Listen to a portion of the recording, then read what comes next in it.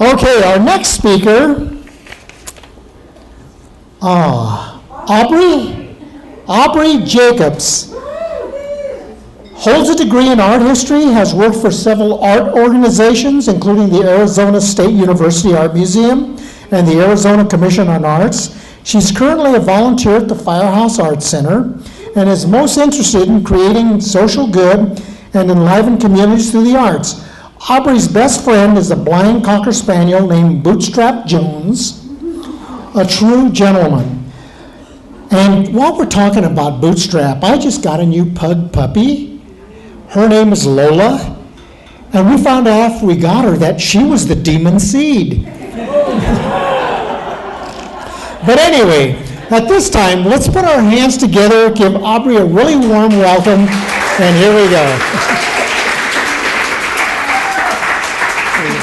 Thank you. Okay. The 2nd of April, 1891, at 9:45 a.m., Max Ernst had his first contact with the sensible world when he came out of an egg which his mother had laid in an eagle's nest, which the bird had brooded for 7 years. Max Ernst, some data on the youth of ME as told by himself. Ernst fought for Germany in World War I and said about the experience, which was chaotic and senseless, and which inspired his art. Max Ernst died the 1st of August, 1914. He resuscitated the 11th of November, 1918, as a young man aspiring to become a magician and to find the myths of his time.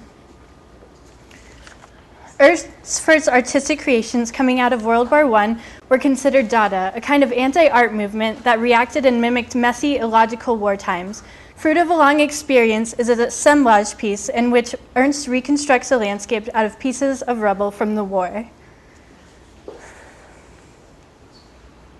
Dada embraced the chaotic and rejected the logical, and to define Dada as a structured movement was against the principles of most artists involved. Poet Tristan Tzara said, "Dada doubts everything. Dada is an armadillo. Everything is Dada too. Beware of Dada. Dada is man's normal condition, but the real Dadas are against Dada." Max Ernst agreed with Tzara's sentiment and said of the 1970s exhibition, "Dada exhibition, another one? What's the matter with everyone wanting to make a museum piece out of Dada? Dada was a bomb. Can you imagine anyone around half a century after a bomb explodes wanting to collect the pieces, sticking it together and displaying it?" As Ernst made a natural transition from Dada to Surrealism, he found inspiration in Giorgio de Chirico, a painter who employed the technique of illusionism, or creating a sense of space that is shared with the viewer and was mimicked by many Surrealists, but especially Ernst. In this work, muses represent the absurd and theatrical comedy and tragedy of war. De Chirico created what he termed metaphysical paintings, representational of what lies beyond the physical world. His pieces, also inspired by time spent serving in World War I, invoke a sense of emptiness and desolation, and in this particular piece portray the disunification of Italy, the seemingly unrelated objects painted in the colors of the Italian flag. The Surrealist movement, which Ernst helped pioneer, originated in the early 1920s in Paris and was mainly comprised of poets, though later came to encompass visual artists as well as political thought. Surrealists in Ernst's time mainly dealt with subconscious dreams, symbolism, and the Freudian method of free association. This painting includes Dali, Éluard, de Chirico, and Breton. Oedipus Rex is an early Surrealist work in which Ernst delves into his subconscious. Oedipus Rex derives its name from the Greek play by Sophocles and mirrors the theme of the tragedy, self-destruction at one's own hands. Of course, the Freudian analysis in this piece conveys the not-so-subtle theme of sexual attachment, the pain our desires can inflict. Another piece dealing with the subconscious is At First Clear Word. Long legs of a female are suggested in the slim hands, and a phallus-shaped insect crawls nearby. The string attached to both the insect and red balls shows that the female holds the fate of the man in her hands, should she choose to drop the ball. Where Oedipus Rex represents male sexuality, this represents the female. Ernst often employed his alter ego, a bird named Lop Lop, in order to create from his and subconscious mind. He explains the fascination, saying one of his best friends, a most intelligent and affectionate pink cockatoo, died the night of January the 5th. It was an awful shock to Max when he found the corpse in the morning, and when the same moment his father announced to him the birth of his sister Lonnie. In his imagination, he connected both events and charged the baby with the extinction of the bird's life. A series of mystical crises, fits of hysteria, exaltations, and depressions followed. A dangerous confusion between birds and humans became encrusted in his mind and asserted itself in drawings and paintings. Ernst was also captivated by the occult, as most surrealists were, and often dealt with subjects including astronomy, alchemy, theurgy, secrets, and the unusual, using symbols in their art.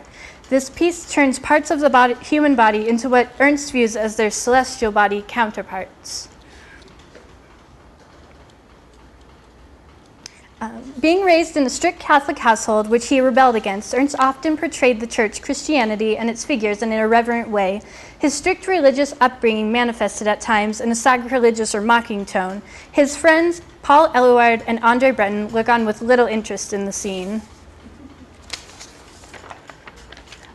Ubu Imperator means Emperor Ubu in Latin, portrays the objectification of a ruling class or leader, a precarious position like that of a top, and it may topple over at any moment. Ernst's work often criticized the people in power, namely those who instigated war.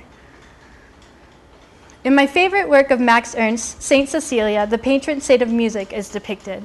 Constrained to the oven in which she was meant to die, only her hands extend as she blindly gropes to play the piano, perhaps a parallel to Ernst's life, a person that creates using their subconscious or inner self rather than relying on the physical means, like eyes.